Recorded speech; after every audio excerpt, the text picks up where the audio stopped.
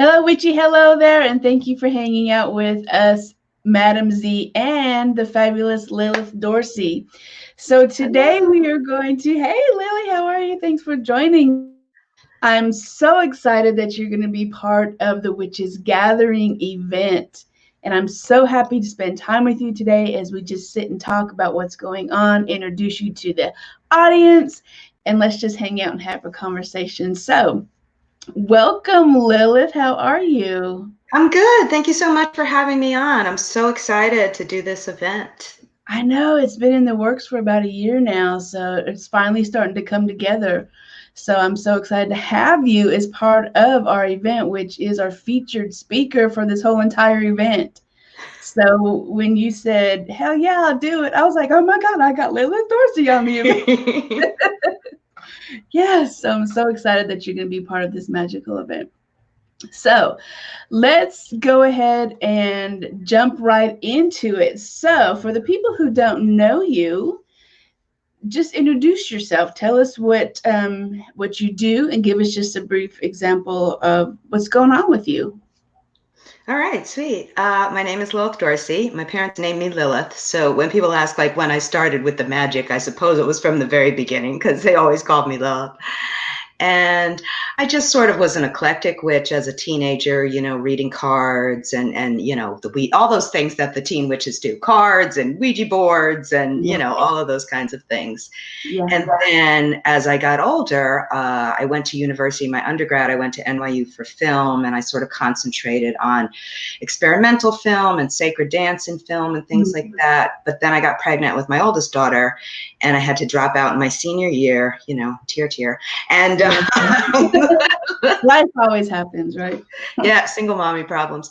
And then when I went back, I wasn't in New York anymore. So I went back to get my anthropology degree at URI. And, I was very interested in magic and witchcraft and voodoo and all of those things, because for years I'd been told all of this bad stuff about it, all of these negative stereotypes that we get from the media and everything. And my anthro professor said, there's no such thing as magic in the United States, and there's no such thing as voodoo or witchcraft, or, it's all like ridiculous, superstition. And I just got so angry at yet another, Eurocentric, bald misogynist telling me what was. And I didn't want my daughters at the time to, grow up without an alternative narrative, something that I knew was true. I just had to have the spiritual experience and the academic experience to back it up. So my oldest daughter just turned 30. So I've been academically, she doesn't want me to tell anybody, it's 21 again.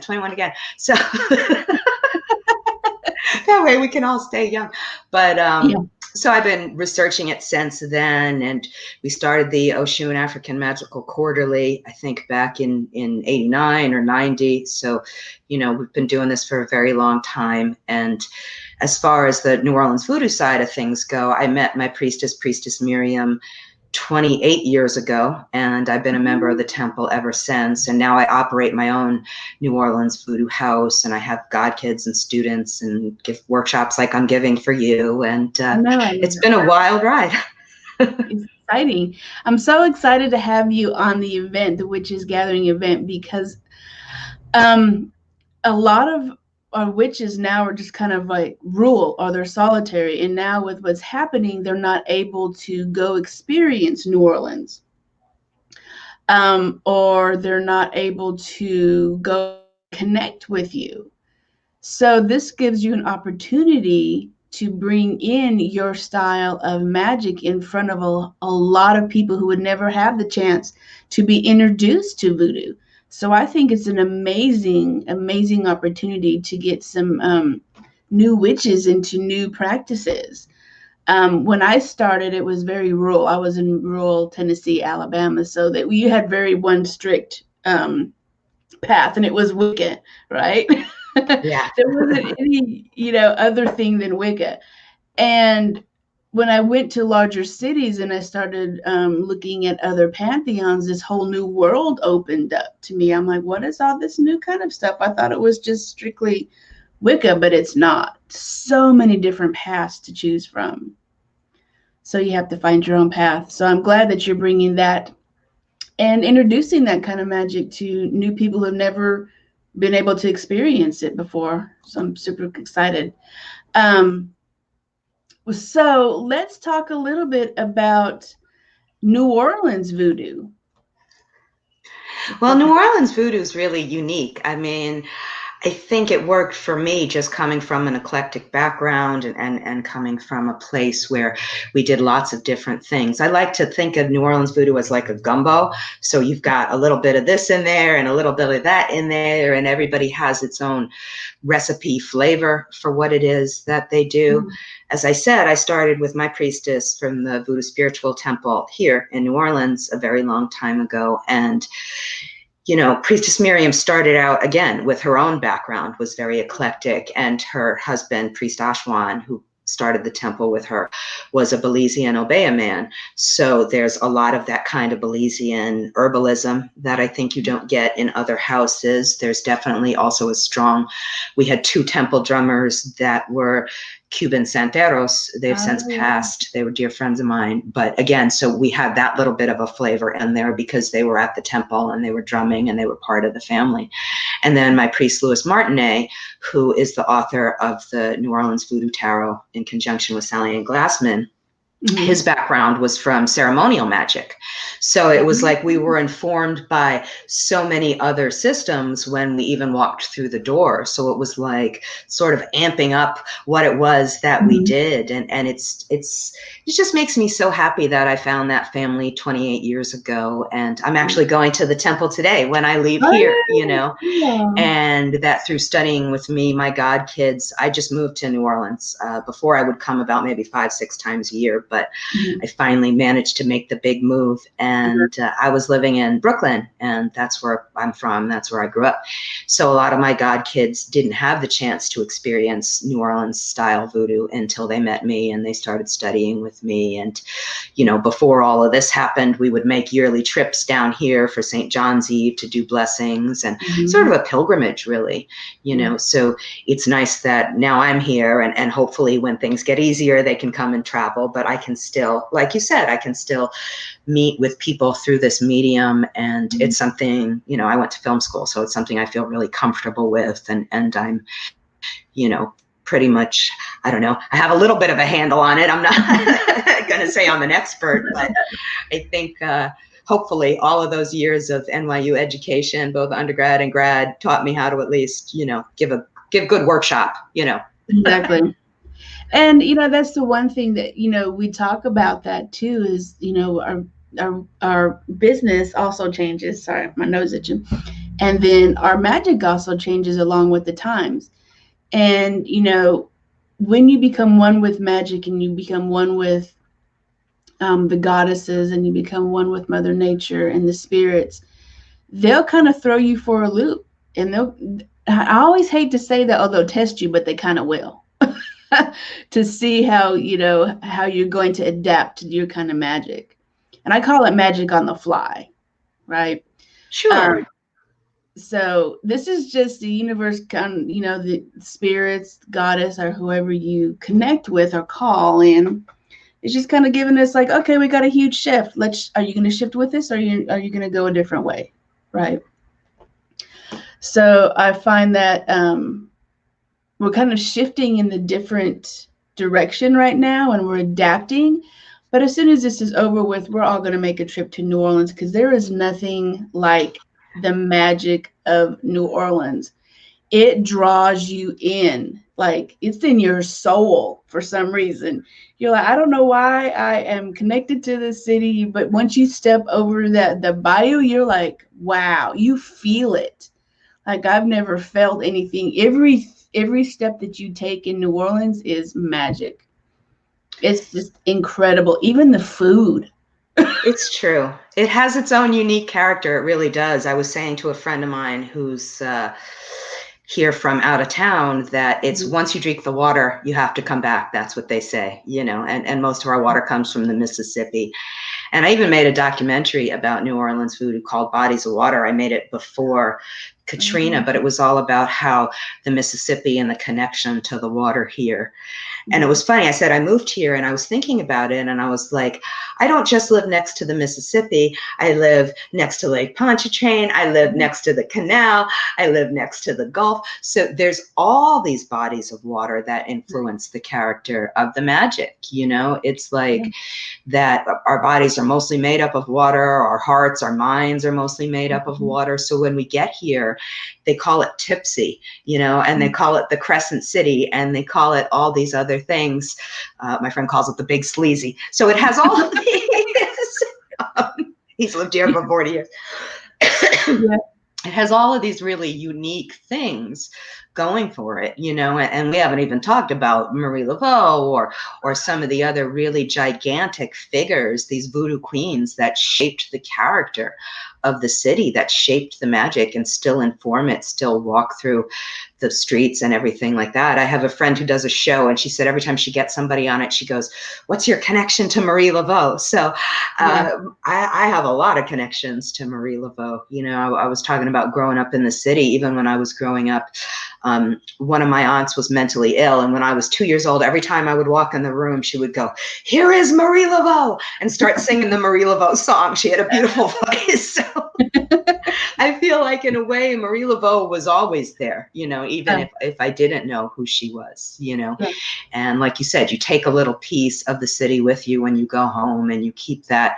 I mean, you can see my tattoo because I have a tank top on today, but you keep that Marie Laveau in your heart, and she goes with you, you know, guiding you through your heart and through your mind to those experiences you're supposed to have. Sometimes they're challenging, like you said, and hopefully they all put you in the place where you need to be, because some of us need lessons that we're going to remember. And for some of us, we need it to be something really big in order to remember it. So I think sometimes, you know, I always pray for gentle lessons. So can the lessons come through in a gentle way so I understand it? Maybe I need to stub my toe so I don't walk out in front of the streetcar down here and get hit or something like that.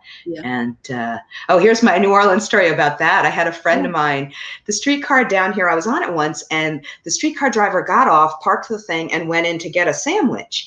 And, you know, I'm from Brooklyn. I've seen some drivers do some stuff, but I was like, wait a minute, like, we're really just going to sit here, all of us on the streetcar for 10 minutes while this guy goes into Subway and gets a sandwich? And I was talking to a friend of mine, and apparently he was on the same streetcar a different day, and the guy did it and forgot to put the brake on. So the streetcar starts rolling away while this guy's in the store getting a sandwich. And my friend jumped up and put the brakes on and like saved everybody. But then come to find out, his family's one of the earliest residents in New Orleans, and his great-great-grandfather died in the first streetcar accident in the city.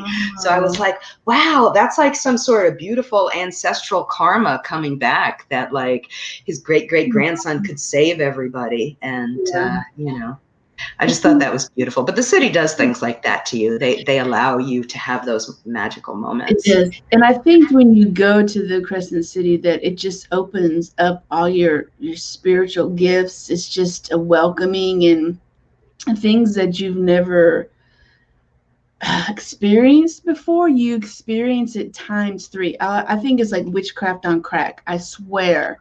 It is. It is heightened there. You find magic everywhere. I remember, I went to New Orleans pre-Katrina, and it was for Halloween or Samhain. And me and my friend went, and we were like, let's go to this. I don't even remember. Maybe it was a park, because they were having some festival, and we were like, let's go check out the festival. We didn't know what we were doing. So they had a festival, and it was a voodoo festival. Everybody was dressed in white, right? And so we were like, this is kind of cool. This is kind of cool, you know, da-da-da-da-da. And everybody got in circle. And then the high priestess come in, and she was wearing all white. She was doing her thing. And then they bring this, chest in there in the middle of the circle. And then they open the chest, and then she brings out this snake. And she starts putting the snake around everybody's shoulders in a circle. And I was like, oh, no. I'm good, but I can't do the snake thing. It was like, oh, this is a voodoo ritual. It was That was my first introduction to voodoo a long, long time ago, and I always find it very fascinating. It's interesting because we stayed at an Airbnb, which was on the same street or next to the Marie Laveau house, Oh, and I had nice. no idea until we walked down, and I was like, "That's the Marie Laveau house," and it was just the little things like that, the synchronicities in the city will open that up to you. Yes, definitely, definitely. You Yeah. know, and I mean that it's so fantastic that we have that knowledge, you know, because so much of it was lost over the years, and a lot of the Marie Laveau information has come back to us just recently in the past 10 years. Yeah. You know, so I think that that's really beautiful. That house that you're talking about, she actually ran that as sort of a refugee camp for Indigenous people who'd been displaced. And it was a little tent city in her backyard, and people stayed and camped out there because they didn't have anywhere else to go. So I think everybody gets this image of her as like this crazy, you know, yes, she was the first person to introduce snakes to the religion, and she was the first person to hold public ritual. You know, she's the beginning of that line that you're talking about that can still do things. It sounds like your ceremony was in Congo Square, which is sort of like where she used to have ceremonies. And I think I actually have pictures of it. I wasn't there, but there were a lot of ceremonies there for Samhain that my friend, I said Lou Martinet, had taken photographs of, and some of them. But you know, there's really just so much magic and so much knowledge that just makes it easy. It's here. It's everywhere you turn. So you can see those things, and you can allow it to bless you in the ways that you need. I love it. Ooh. So let's talk a little bit about how people can get in touch with you. Oh, okay. Well, the best way for people to get in touch with me is my website, lilithdorsey.com. That has links to my books. I just came out with Orisha's Goddesses and Voodoo Queens. And that's on my wish list. It's been on my Amazon cart for a little while. Nice.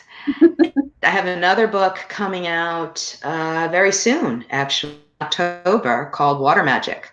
So all this water that we're talking about here. Yeah. And get information about that. They can book a reading with me, can find out about, you know, obviously this event and all the other events that I'm doing coming up in the next couple of months. And, you know, awesome. So yeah. And can they order that book? Where can they get that book at? Through Amazon, or can they order it through the event, or will you be selling that? They can order it through Amazon. If they go to my website and email me from there, buy a signed copy. I mean, I've got an Etsy store too. They can buy a signed copy, but it's in a lot of smaller stores too. I know a lot of people now want to support some of the smaller people that are hurting during this time, you know, and so that's a thing. I wouldn't necessarily go to some big box stores because it might be on the website of some of the big box stores, but I felt so bad the other day. Somebody like masked up and went to the store and fought the, you know, good fight getting into one of the big box stores, and then it wasn't on the shelves. It was only on the website. So yeah. But like I said, there's a lot of smaller stores that are carrying it too, if you want to support them. But yes, it's pretty much everywhere. It's in Europe, Australia. Yeah. Cool. So let's talk a little bit about like why New Orleans voodoo is different than the other types of voodoo. That's interesting. I think because there was such an influx of different kinds of people into the city. You know, you look at the city, and at one time it was French, and at one time it was Spanish. And then we ended up, you know, the Louisiana Purchase, we ended up being something else. So there's always been such a huge influx of different ethnic groups into the city and different kinds of people. You know, it was a big slave trade port, so a lot of people did come through here on their way to other places. Obviously, there were a large amount of Haitians, but even if you look back in Marie Laveau's time, her high priest, her main drummer, was a man named Dr. John Montagny. And Dr. John Montagny was a Senegalese tribesman who was royalty, and he had his own magic from Senegal, which I find really interesting, because I've met people from Senegal, the lost generations and things like that, in my work as an anthropologist. And ironically, a lot of the magic is very similar. So I can see how Dr. John Montagny came from Senegal back in the 1800s, and a lot of what he was doing really probably did look familiar to Marie Laveau and other practitioners that were of Haitian origin. But as I said, even as it is today, things got mixed together, but from their original source, not in a cultural appropriation kind of way. In a, this person's from Senegal, they're practicing in a new land, maybe there's new herbs, maybe there's some new drum rhythms, but they're also bringing themselves with them, and they're bringing their own character of the magic to the table, and then that's going to influence everything that happens since then. And people like Dr. John have always been sort of an inspiration to me. You know, I mentioned my priest Louis Martinet, who's always done, he even wrote a book about Dr. John. I have a piece in it about, you know, some of the ways we didn't even know, we still don't know where he's buried actually. But again, there's more records have come up and things like that over the years. So we're finding out more information. And he's who influenced the modern Dr. John, the jazz musician who I worked for as a dancer and choreographer. I think Mac had 14 Grammys. That's his real name, Mac, before he died. So Dr. John, the modern Dr. John, definitely was a pioneer in jazz and music and all of these things and popularizing New Orleans just in general. If people think of a New Orleans musician, they think of Dr. John, you know, and he really, again, did bring that spirituality to the table. And it was such a blessing to know him. He was like a dad to me, and I miss him a lot, but luckily, you know, I can still feel his energy here. We got to do a year after. His year after ceremony was in June, because it had been a year since he passed, and we got to do some, you know, dancing and reminiscing in front of his mural here in New Orleans with his granddaughter, and that was so special to me and some of the other people who loved him and worked for him. So Mac's spirit's still around, and but it does make me a little bit sad. I always wanted him to see my new house. I told him for so long I was going to get a house, so now I just have to go in spirit. But I think he will. He'll come hang out with you. Yeah, definitely. I got a big yard now, you know, we can have our little drum jams in the back. Yes, yes. I love it. I'll swing the machete. I do a flaming machete ritual. You know, it's fun. I think that's one of the reasons why I've been connected to voodoo for so long.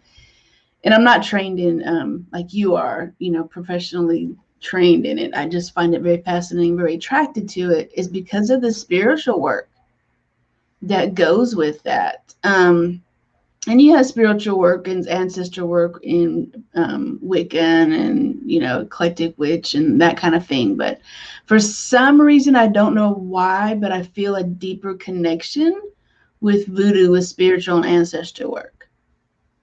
So yeah. That makes sense. I mean, I tell everybody, ancestors first, last, and always. You know, this is something that we do all the time. And I also think, you know, you mentioned you don't have formal training, like going to ancestors and that type of honoring them in that way is something that anybody can do, because you're just connecting to your own lineage.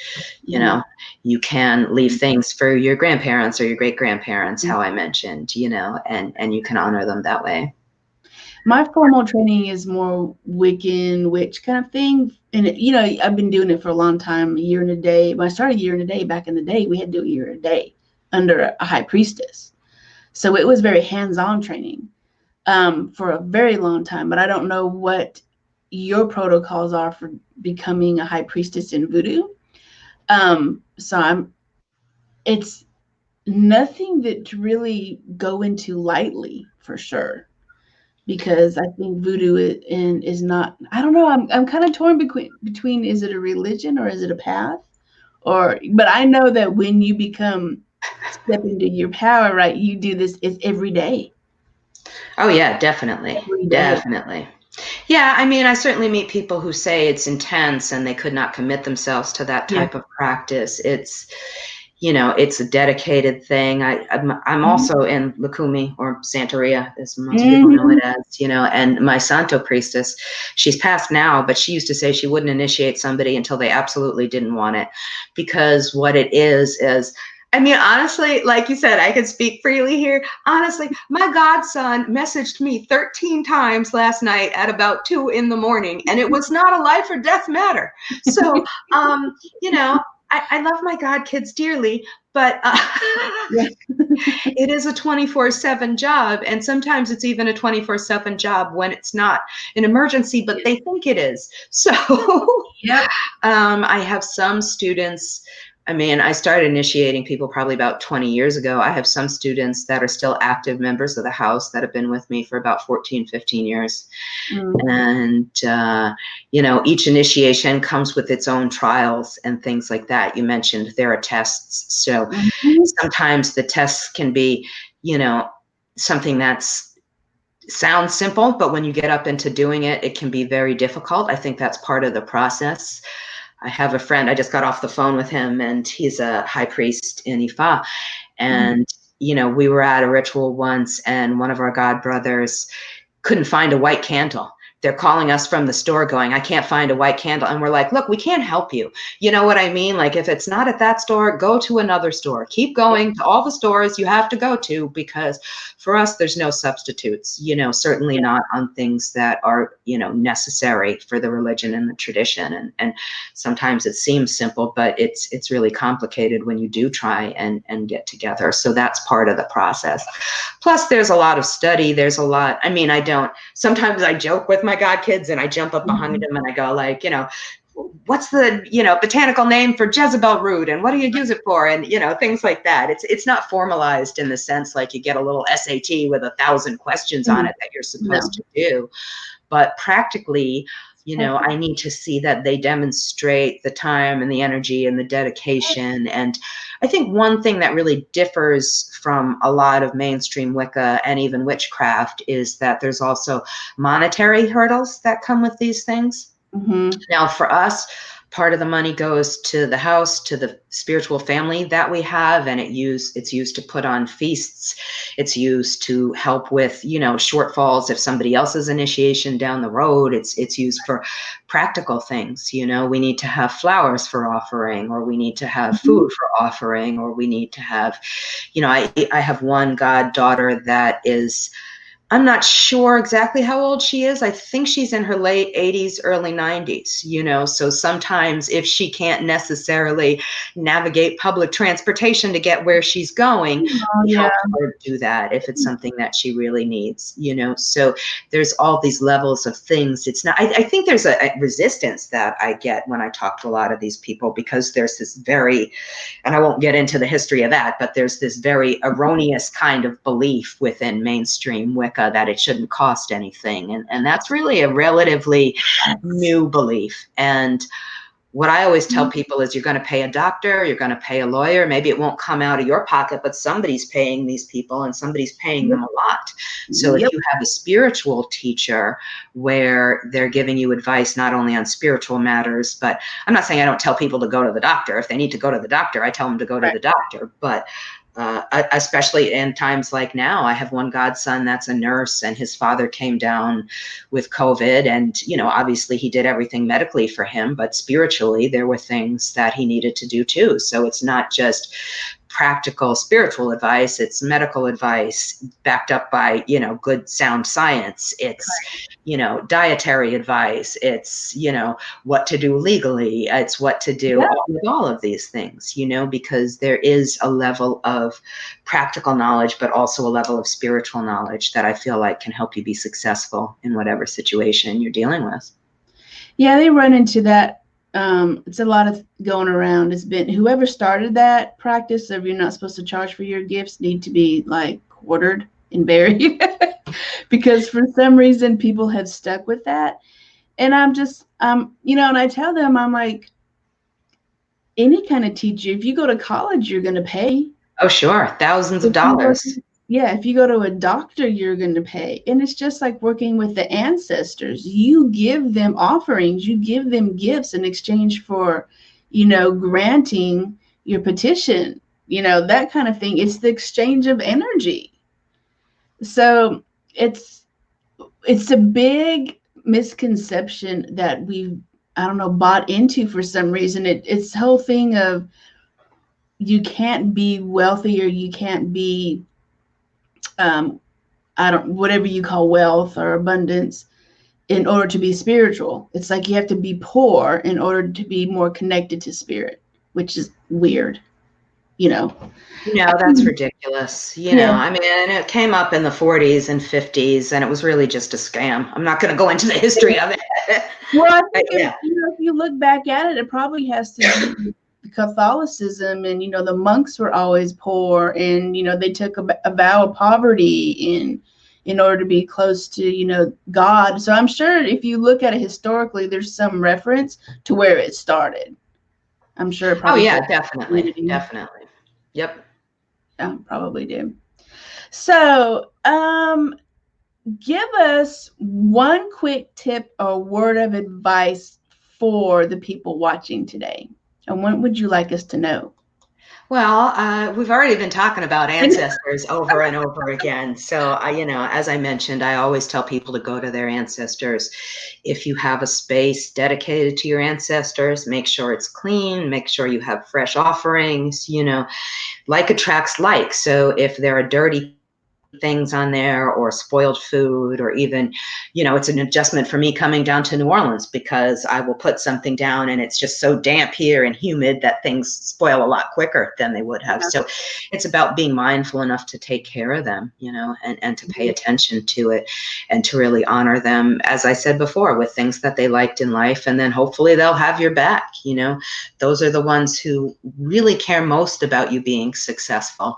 I see people running around and trying to leave offerings to Orisha or Laveau or the deities from, you know, the ATRs, and that's not really how it works. You know, those kinds of deities, you do go through training and initiation just to know what they like. I mean, if you were coming to my house and you had an allergy to peanuts and I served you a plate of peanuts, you would not like me at this point. Correct. So it's just learning those different things. But your ancestors are sort of in a different category. You can leave them a cup of coffee. You can leave them tobacco or liquor, or these other normal kinds of offerings. You know, even if you're not even sure what they liked exactly, you can kind of gauge, you can kind of guess. I'm going to say something. I spent a lot of time in Ireland. If you're Irish, maybe leave them a potato, you know. So, or some liquor or some whiskey, you know, these kinds of things you can sort of gauge as what is the heritage food from my lineage, and start there. And then, you know, there's certain things, you know, I don't know how many people watching this are going to be in North America, but I always leave things like, you know, the three sisters, corn, beans, squash. I leave those just for the spirits of the land, for the energies of the dead that came before us in this tradition. So yeah, that would be the one tip I had. Treat your ancestors well, and hopefully they'll treat you well back. Yeah, one of the go-to offerings that I teach in my classes also to my students is cornmeal. I mean, just bring a little Ziploc bag or a container of cornmeal in your car. So whenever you feel the need to go pick up something that, you know, the goddess or Mum Gaia is offering you, just take a little bit of cornmeal and just give it back to the earth. That's all. It doesn't have to be elaborate. Just keep some cornmeal with you. Easy, easy, easy peasy. So tell us a little bit about what you're going to be teaching us in the Witches Gathering that's coming up November 6th through the 8th. I'm teaching Voodoo and Afro-Caribbean Paganism. That's the title of my first book. So it's basically, I mean, I think it's the best class for this endeavor workshop situation, because it does cover a lot of the basics, but it also covers kind of why we do these things too. You know, so maybe you've seen, I showed everybody my tattoo before, maybe you've seen symbols like veves or something, where it's you're like, what's this symbol about? Is this some kind of weird voodoo sigil? You know, so we talk about how historically, you mentioned cornmeal. Historically, this is something we would put on the ground with cornmeal and then dance on it and use that to take the energy idea of the Loa and the Orisha into our bodies. Mm-hmm. And then it covers basic things too, like all these stereotypes about voodoo dolls or zombies, or where do we get all these things from? What's the reality of it? What's the myth? What's respectful? What's not respectful? Where did it come from? All of these types of things. And then it also just gives a general overview of some of the energies or Orisha or Loa that we deal with. I don't necessarily call them gods and goddesses, because if you're in the tradition, they're sort of thought of as separate. Yeah. The word Orisha means literally means head energy, Ori and Ashe. So like the sacred energy that comes from your head. So, you know, each one of us is a child of the Orisha. So that's seen as owning our head and what really guides us throughout life, guides our thoughts, guides our actions. Correct. Awesome. It's going to be so interesting. I know people are just going to love your workshop. They're looking forward to it. I hope so. I hope so. Oh, yeah. So excited to have you. Seriously, it's going to be great. So one last question. Who are you crushing on? Who's your witchy crush, or, you know, your voodoo crush? Or I know. If I have a witchy crush, it would be Alejandro Hodorowski, which is such a, I guess, for some people, it's an obscure thing. For me, it's like life. Hodorowski's been giving me life for so long. And if you don't know, I mean, he is a filmmaker. He even had a series of comic books. He created one of the most popular tarot movies ever called Holy Mountain, which is a tarot allegory that is, it's intense and it's bizarre. I will say that. He's got a wonderful book out called Psychomagic. He's got a lot of different books, but he's you know, a tarot scholar as well. He's has his own deck, his own book, and things like that. I was mentioning going to Ireland. When I went to Ireland a couple of years ago, yeah. You walked into the modern magic exhibit in the Irish Museum of Modern Art, and there was giant, his tarot cards talking about how he was so influential on the discipline. And he's still alive. I got to meet him. Nice. He's hilarious. I mean, you know, we were talking about ancestors, and somebody wanted to know how they could get in touch with their ancestors. And, you know, she stood up, she asked a question. She's like, well, where are you from? And she's like, the Caribbean. He's like, get a big box, crawl in it, fill it with dirt from the Caribbean. Think about your ancestors. So he's got these kind of extreme solutions that are on the edge of performance and magic. And for me, as somebody who, you know, I mentioned dancing for Dr. John, for me, who's somebody who's performed in front of 30,000 people, or done ritual for 1,000 people, or done ritual in my living room for, you know, 5 people, my God kids, you know, there's a way in which the religion is like a fractal, and it can become as small or as large as you need it to be. And that's something that Baba John Mason told me a couple of years ago. And I think it really does typify the religion. And we look at Hodorowski, he tries to sort of distill those magical moments down to their very core and what needs to happen in order for that person to transform and evolve and be successful. So that's my crush. He'll probably always be my crush. And I looked him up a little bit, and I'm gonna have to research him. I was like, I've never heard of this person. So, and that's the whole thing about the gathering, the Witches Gathering, November 6th through the 8th. And I want everybody to come in and hang out with me and Lilith and some other amazing presenters, is that they're going to share their knowledge with you that you don't have access to. It's about hive mind. It's about sharing your tips or your practices, or, you know, your relationships, and, you know, the knowledge that you have over years and years and years, and the connections, and have fun with your magic, right? I think people think that magic has to be so serious all the time.